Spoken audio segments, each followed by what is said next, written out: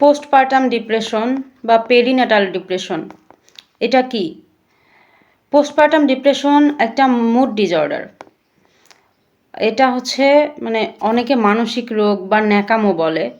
আসলে এটা একটা মুড ডিসঅর্ডার, যেটা সাধারণত গর্ভবতী মহিলা অথবা সন্তান জন্মদানের পর একজন মা ফেস করে। এটা একটা ন্যাচারাল বিষয়, যেটা একজন মা সন্তান জন্মদানের পর অটোমেটিক তার মধ্যে চলে আসে। এটাতে তার কোনো হাত থাকে না। অনেকে বা আমাদের সমাজ এটাকে ন্যাকামো বলে। আপনারা কি জানেন এই পোস্টপার্টাম ডিপ্রেশনে একজন মা কত কিছু ফেস করে? কিছুটা বলি। প্রথমত আসে এক্সট্রিম স্যাডনেস, কোনো কারণ ছাড়াই তার মন খারাপ হয়ে যায়। তারপরে আছে লো এনার্জি, অনেক চাওয়ার পরেও সে কেন জানি শরীরে শক্তিই পেতে পারে না। অনেক কাজ করার ইচ্ছা থাকলেও শরীরটা তার নেতিয়ে পড়ে, কোনো কারণ ছাড়াই মাথা ঘোরায়, দুর্বলতা লাগে, এক কথায় তার কাজে কোনো এনার্জি আসে না। তারপর অ্যাংজাইটি তো আছেই, এটা অনেক বড় একটা ব্যাপার। সে এতটা অ্যাংজাইটির মধ্যে দিয়ে যায় যে তার প্রত্যেকটা আচরণই মানুষের কাছে ন্যাকামো মনে হয়। কিন্তু সে এটা কন্ট্রোল করার মতো ক্ষমতা নিজের মধ্যে রাখে না। কোনো কারণ ছাড়াই সে রাগ করে। কেউ কিছু বললেও রাগ হয়, কেউ কিছু না বললেও রাগ হয়। এমন হয় যে সে বসে আছে, সামনে কেউ একটা বাচ্চা কাচ্চা লাফালাফি করতেছে বা নিজেরা খেলতেছে, তার এটা দেখলেও অনেক সময় রাগ হয়ে যায় বা মন খারাপ হয়ে যায়। এটা হচ্ছে তার পোস্টপার্টাম ডিপ্রেশনের কারণে। এটাতে তার নিজের কোনো হাত নেই। তারপরে ধরেন ক্রাইং এপিসোড, এটা তো আরও বড় ন্যাকা। কোনো কারণ ছাড়াই কান্না করে। কেন কান্না করো? কোনো কারণ আছে কান্না করার? আমি তোমাকে কান্নার মতো কিছু বলছি? এরকম বহুত কথা আসে। কিন্তু সে যে কেন কান্না করে সে নিজেও কিন্তু জানে না। কারণ ছাড়াই সে কান্না করে দেয়।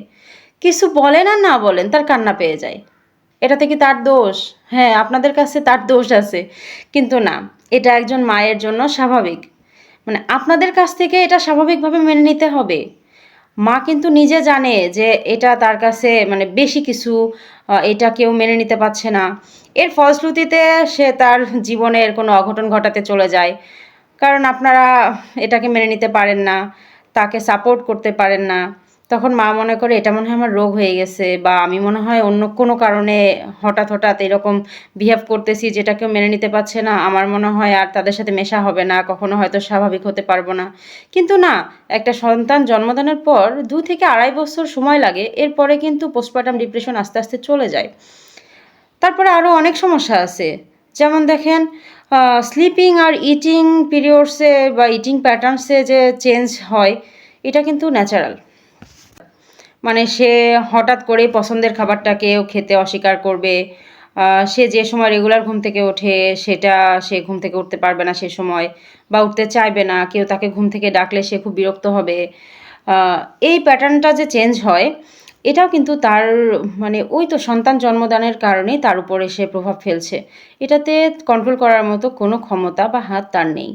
হ্যাঁ, আপনি তাকে সাহায্য করতে পারেন as a husband, as a mother, as family, as anybody else. আপনি তাকে সাহায্য করেন, তার এই সিচুয়েশনটাকে ওভারকাম করার সুযোগ দেন। না হলে ওই যে বললাম, যে কোনো একটা বিপদ সে ঘটিয়ে ফেলতে পারে। সে হয়তো নিজেকে হেল্পলেস মনে করতে পারে, অসহায় মনে করতে পারে।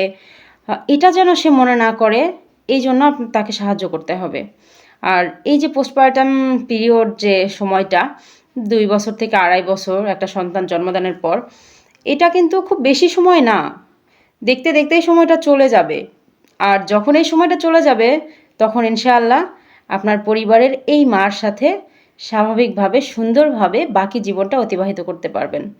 তাই একজন মাকে সময় দিন, একজন মাকে সুযোগ দিন। আর হ্যাঁ, মনে রাখবেন, এই মার উপর দিয়ে যেটা যাচ্ছে, এটার খুব নেগেটিভ ইফেক্ট কিন্তু নিউবর্ন বাচ্চার উপরে পড়বে। আর এই বাচ্চাটা নিশ্চয় আপনার সন্তান, আপনার নাতি, আপনার ভাতিজি বা ভাগ্নি, যে কোনো কিছু হতে পারে। তাই ওই সন্তানের জন্য হলেও এই মাকে সাপোর্ট করুন, মাকে ভালোবাসুন, এই মায়ের প্রতি যত্ন নিন। একটা সুন্দর সন্তান হবে ইনশাআল্লাহ। সুন্দরভাবে সন্তানটা মানুষ হয়ে যাবে ইনশাআল্লাহ। এই সন্তানের ভবিষ্যতের জন্য এই সময় এই মাকে সাপোর্ট করা খুব জরুরি। সবাই ভালো থাকবেন। আল্লাহ হাফেজ।